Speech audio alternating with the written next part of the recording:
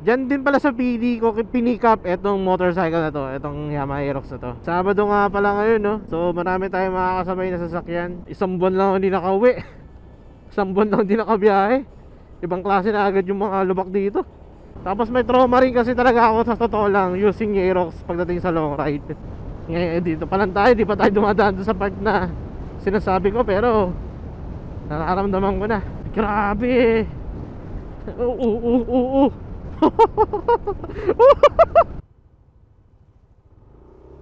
Okay, go na. Ay po.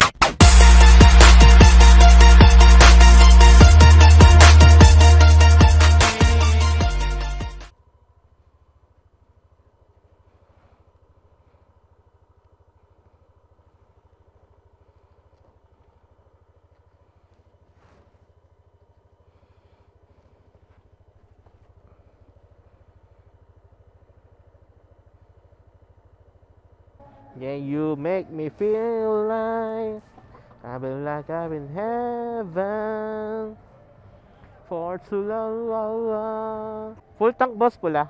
May ano kayo dito boss? May hangin kayo? Wala po. Kaya ba 235 boss? 230, saktong-sakto ha. Mukhang pumapabura sa atin ng mga bagay-bagay ah. Kaya i-reset muna natin tong trip 1. Thank you. Okay, let's go again. Nakakabit na ulit ang ating filter. Aray ko.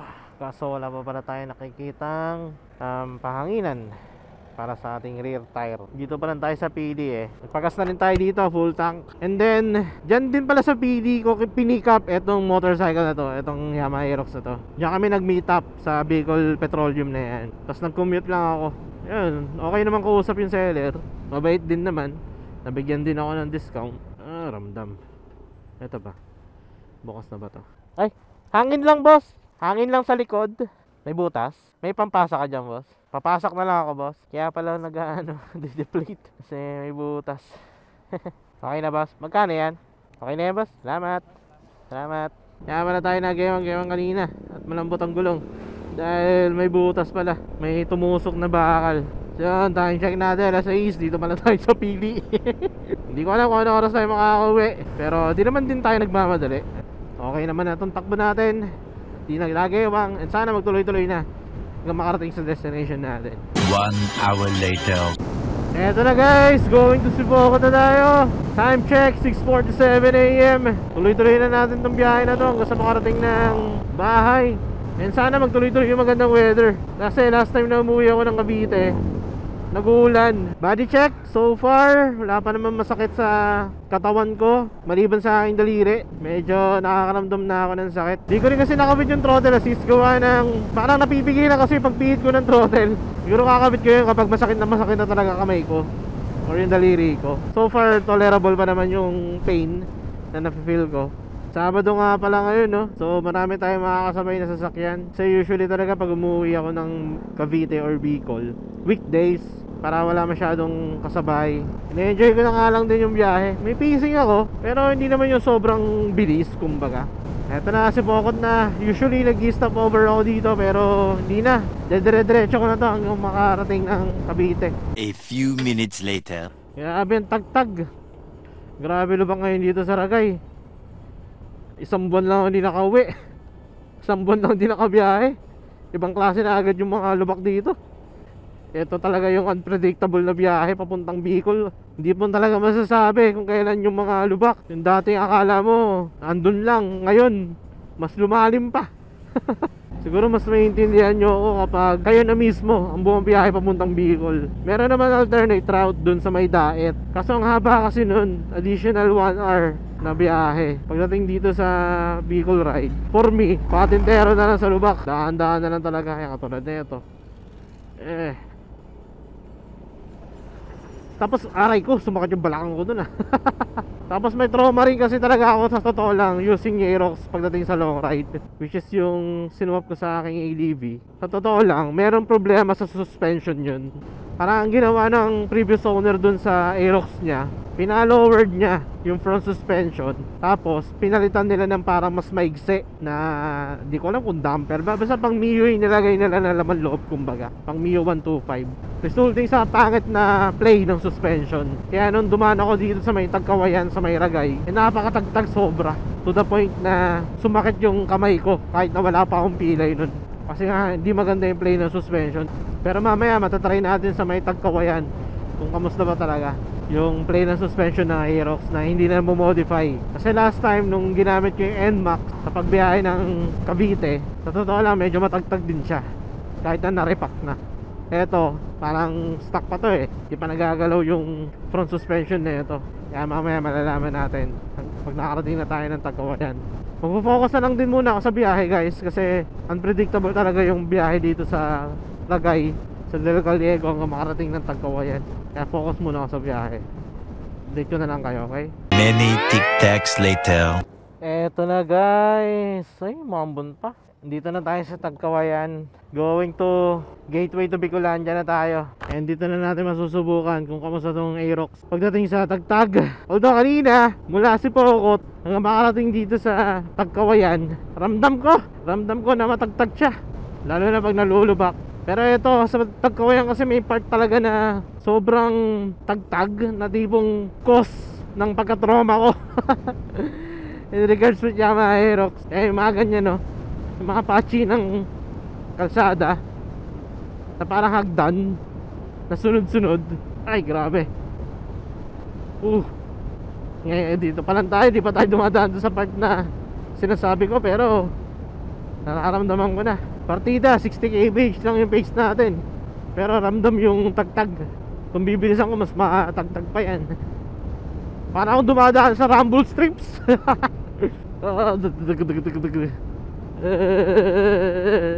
Ito na yung part na yun eh. Ano yung ganyan. Grabe.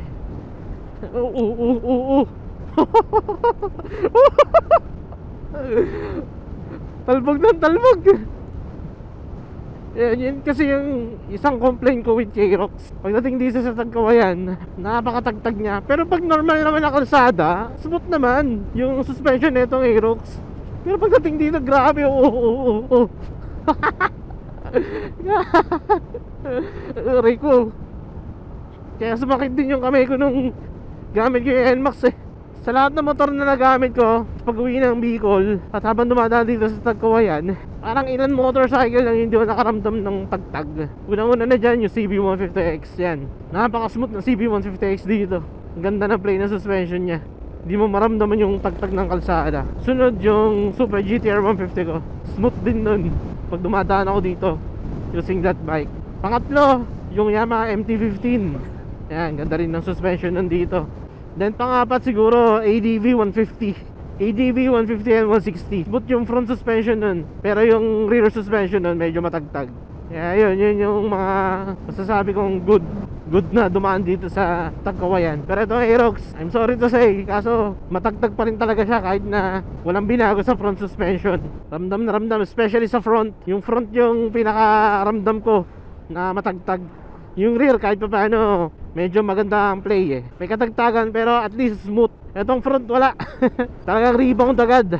Wala man ang smoothness kumbaga dito sa Tagkawayan. Pero like I've said, sa ibang kalsada okay naman yung front suspension na itong Aerox. Ewan ko ba dito sa Tagkawayan na to, anong meron sa kalsada na to, bakit sobrang tagtag?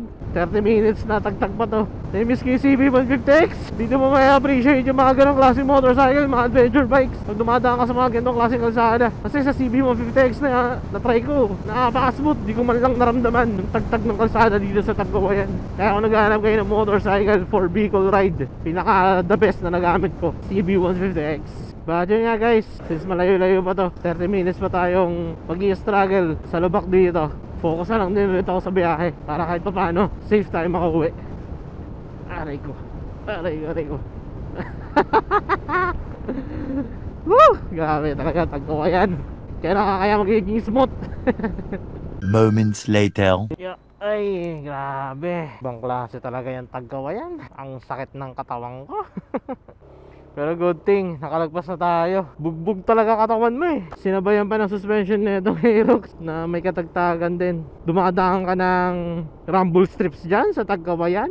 Parang 30 minutes or ewan ko ilang kilometers yung Rostan hanggang makarating dito. Basta yung haba na yun, makala mo lagi kang nadaan sa rumble strips. Ibang klase, sinabayan pa ng mga malalalim na lubak. Kasi may mga malalalim na lubak ngayon dun. Ang pacing ko sobrang bagal lang din kanina eh. Ibang strain yung binibigay sa akin ng kalsada na yan. Masakit na sa balikat, masakit sa likod, masakit sa kamay, masakit sa braso. Kaya adventure bike talaga ang dapat dyan sa Tagkawayan. Or yung mga bike na maganda ang suspension. Mag-i-stop over lang sandali sa gateway to Bicolandia sa Arco para lang mag-picture and mag-update kay Casey. Malayo-layo pa ang biyahe ko. Mabuti pa tayo ng mga 5 oras. Time check natin 8:45 AM. Umalis tayo sa Ginubata ng 4:30.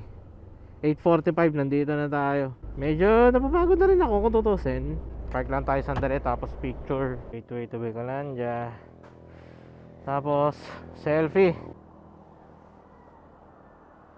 Pagod na ako pero wala, malayo pa ang biyahe natin. Kailangan ko diesel para makauwi ng Etibac. Ito pa, Kalawag. May mga malulubak din dito. Aray. Kaya na yan, boss. Thank you. Yan, tinanong ko si kuya, nag-aayos sila ng kalsada. Tinanong ko kung ilang taon pa abutin. Sabi niya 2. Naku po, 2 taon pa. Pero siguro worth it naman yung paghihintay na yan. Yung ginagawa nila na yan. Kasi tingnan nyo talaga yung kalsada dito. Butas-butas talaga, sira-sira talaga. Ang sakit na nga ng kamay ko. Hanggang Bicolandia pa daw yan eh. Bicol. Go na.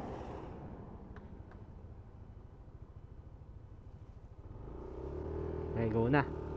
Ay puta ina. Lang yan. Sabi go na. May truck bang sumabay? Gagi. Ako naman tong diretso. Tapos may kasalubong pala. Loko. May nakikita ako makapal na ulap. Sana naman wag ka maging ulan. Anyway, again, focus ulit tayo sa biyahe. 1 bar na lang pala ako, pero tingin ko abot pa to hanggang Uno Fuel dun sa May Lopez. Going na tayo ng Gumaka, bypass ng Gumaka. Pero papagas muna ako dito. Full tank po, pula. Abot ba boss ng 280? Thank you. 201 kilometers divided by 4.9 or almost 5 liters na rin. Tara, tingnan natin. 201 divided by 4.9, 41 km per liter ang ating fuel economy. Di na rin masama, 40 km. Tapos ang pacing natin 70-80. Hindi naman tayo masyado nag-aarurot ng sobra. Dito ako dadaan sa bypass ng Gumaka. Ito yung shortcut na mapapalayo ka. Hindi kasi ano dito, mas maluwag. Even though na mas mahaba siya. At least dito, wala kang patintero ng lubak. Hindi ka nadadaan ng sentro ng Gumaka. Wala kang masyadong kasabay. Kaya para sa akin, mas mabilis yung biyahe dito kesa kung dire-diretso ako papuntang sentro ng Gumaka. Minsan kasi sa sentro ng Gumaka, nagta-traffic dyan eh. Especially kapag may mga kasabay ka na truck. Ito yung bypass na shortcut na mahaba. Yan, dito ako madalas dumadaan every time na nagbi-Bicol ride ako. Simula nung na-discover ko to 2023. Time check natin 10:04. Malis tayo sa Ginubata ng 4:30 ng umaga. At nandito na tayo sa bypass ng Gumaka. 6 hours and 30 minutes na tayo bumabiyahe guys. And mula dito siguro mga 4 na oras pa ang babayahin natin na makauwi ng bahay. So ang tansya ko, possible mga around alas 2 or alas 3 ng hapon yung dating ko ng Kawit, Cavite. Tsaka kaya rin napatagal yung biyahe ko kasi sa totoo lang, since Sabado ngayon, ang dami kong kasabay na truck. Kaya hirap akong mag-overtake. Hindi ko basta-basta in-overtakean kasi nga mamaya may mga kasalubong worst. Baka ma-aksidente na naman tayo, diba? Kasi maliban sa mga lubak, napakipagpatintero sa mga lubak, may makakasabay ka mga truck na lalaki, ang hahaba. Tapos sunod-sunod pa sila, ang dami pa nila. Compare kapag weekdays, konti lang. Madalas na mga truck sa madaling araw buong biyahe. So ayun, malayo-layo pa nga ang biyahe natin. Abutin pa tayo ng 5 o 4 na oras. Kaya bali-balita na lang ulit guys sa mga susunod na mangyayari dito sa biyahe ko na to. Body check din tayo. Halos nawala na rin yung sakit ng aking kamay, pero yung daliri ko masakit pa rin. Balakang tsaka sa likod medyo masakit na rin kasi meron akong sukbit-sukbit na bag. But ganoon pa man, focus na lang ulit ako sa biyahe.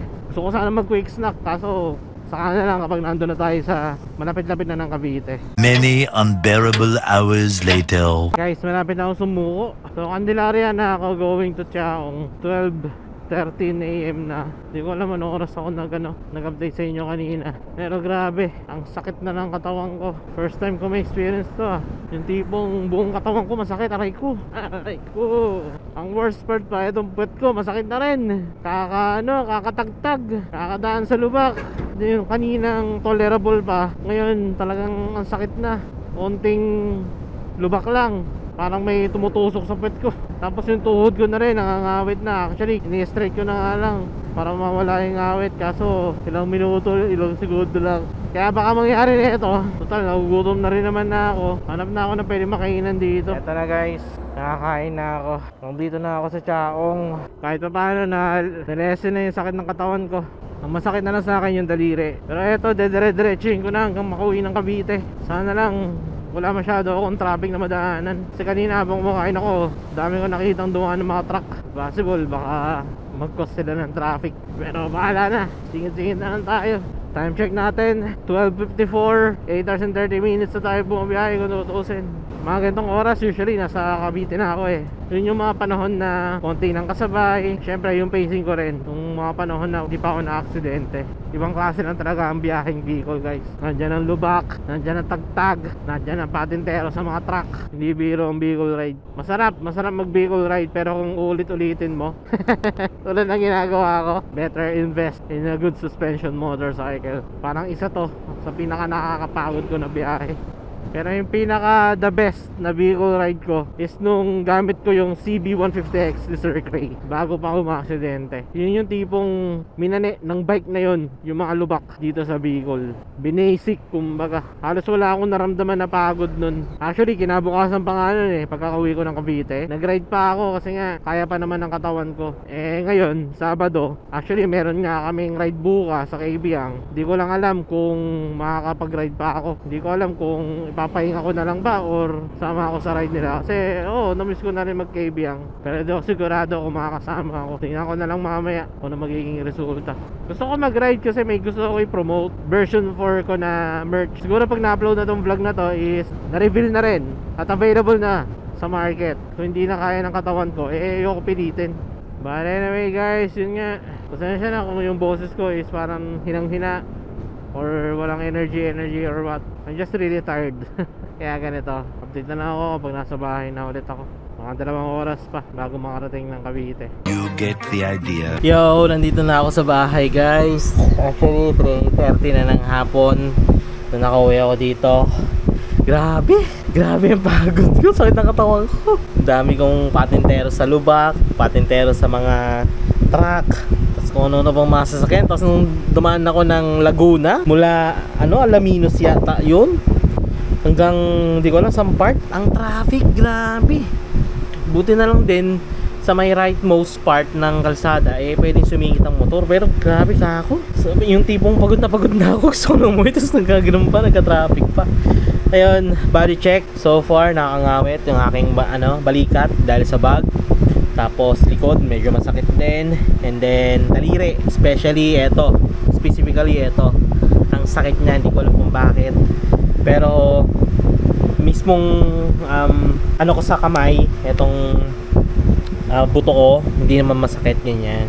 Pero itong daliri, may part na masakit, no? Yun nga, good experience pa rin kahit pa paano kasi safe tayo nakauwi dito sa bahay. Speaking of fuel economy, ang nagas nga pala natin is 235 sa Pili full tank, tapos 280 dyan sa may Gumaka. And yun, 2 beses lang ako nag full tank at meron pang sobra yung tinakbo natin. So ayun, I guess tapusin ng vlog. Sana mas pag-like, share, sana comment. Yo, real, ride safe, peace out. Grabe pagod.